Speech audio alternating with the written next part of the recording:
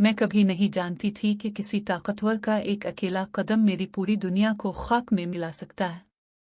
मेरा नाम साला है और मैं गर्म मिट्टी के नीचे गहराई में बनी एक छोटी सी खामोश सल्तनत की मलिका हूँ। महीनों से मेरा खानदान और मैं दिन रात काम कर रहे थे, खाना जमा कर रहे थे, एक घर बना रहे थे और मुकम्मल अमन के साथ रह रहे थे। हम छोटे थे, हाँ, लेकिन अपने घर के लिए हमारी मोहब्बत बहुत बड़ी थी।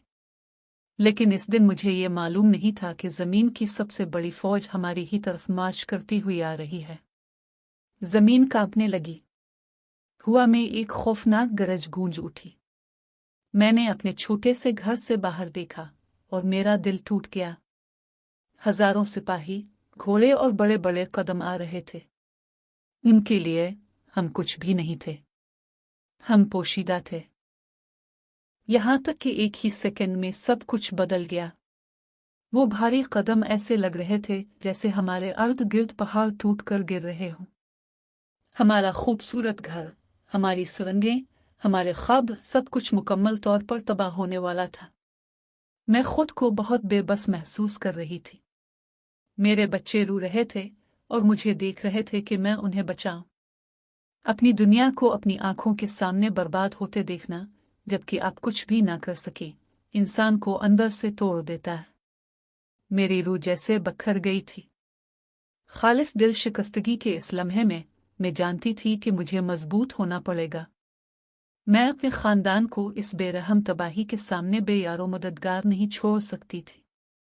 मैं एक पत्थर के ऊपर चढ़ी और अपने सीने में बाकी रह जाने वाले तमाम जज्बात के साथ चीख उठी, ए चौंटो, अपने घरों में दाखिल हो जाओ।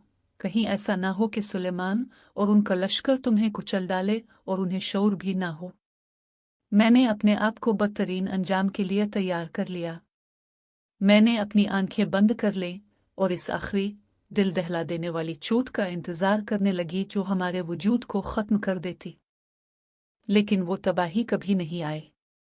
इसके बजाय वादी में अचानक एक इलाही खामोशी छा गई।